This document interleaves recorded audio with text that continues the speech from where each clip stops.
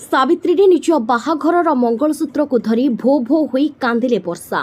निज बाहाघर कथा को मने पकाई और अनुभव को सहित बिताई सबु खुशीर मुहूर्त को मने पकाई भो भो होई कांदिछंती वर्षा, ताहा पुणी निज मंगलसूत्र को धरी। तेबे दर्शक बंधु, अनुभव और वर्षा परस्पर को केते भल पाउथिले एकथा तो आपण माने जानिथिबे निश्चय। फिल्मर शूटिंग सेट्रु दुहे दुहे को भल पाई विवाह करथिबा बेले विवाहरे मध्य दुहिंक परिवार बेस खुशी थिले। आ वर्षा सबबेले आगुरु गणमाध्यम को आसिबा को पसंद करू नथिले।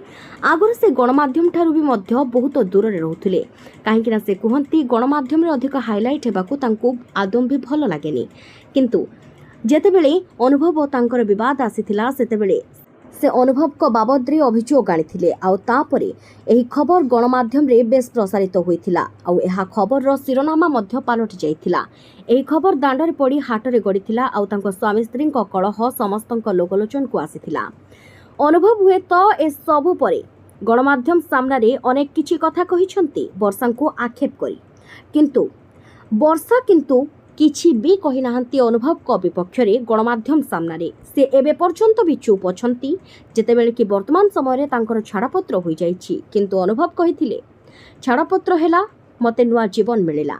आउ वर्षांको मुह कोन तांको छाई मध्य केबे माडिबाकू चाहेनी, एमिति किछि कथा कहिथिले अनुभव महांती। किंतु वर्षा वर्तमान पर्यंत भी गणमाध्यम रे तांकर स्वामी स्त्री को विवाद कथा किछि भी उठाई नाहंती।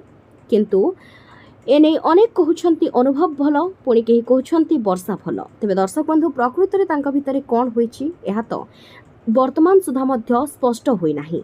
किंतु जेहेतु तांका भितरे विवाद अछि, तेणु करी लोके खूब दुख प्रकाश करूछंती। आ तांका फैंस मानकर दुख कहिले न सरे, काहेकि ना से रज हेउ बा दशहरा सब बेले दुहिंक फिल्म को देखिबा पई हॉल हाउसफुल रही थाए। किंतु वर्तमान समय रे दुहिंकु आउ देखिबा को मिलिबो नाही एकाठी। एथि पई तांका फैंस माने खूब मन दुख करूछंती। तेबे सब भितरे एक खबर बेस चर्चा को आसीछि जे एक फोटो वर्तमान बेस भाइराल होईछि वर्षा प्रियदर्शनीकर, जोंथरे देखिबा को मिलेछि कि वर्षा प्रियदर्शनी निजर एक मंगलसूत्र को धरी कांदुछंती। आउ एकथा को नहीं अनेक कहउछंती निहाती भाबरे काली जाइछि सावित्री आउ वर्षा अनुभव को कथा को मने पकाई कांदी थिबे। आउ तांको सहित बितेइथिबा अनेक खुशीर मुहूर्त को मने पकाई भो भो होई कांदी निज बाहागर कथा को मध्य मने पकाई थिबे। आउ मंगलसूत्र को देखी खुशीर मुहूर्त को मने पकाई बाहागर दिन को मने पकाई बहुत कांदी थिबे वर्षा।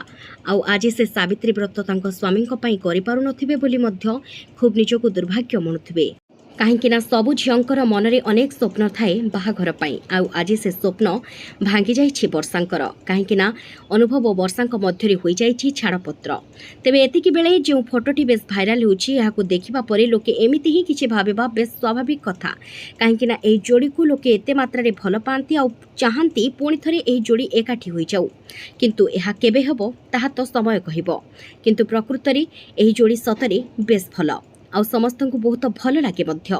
आउ तेणु करी आमे मध्य चाहूँ वर्षा और अनुभव केबे ना केबे निहाती भगवान का दयारु एकाठी होई जांतु। जय जगन्नाथ।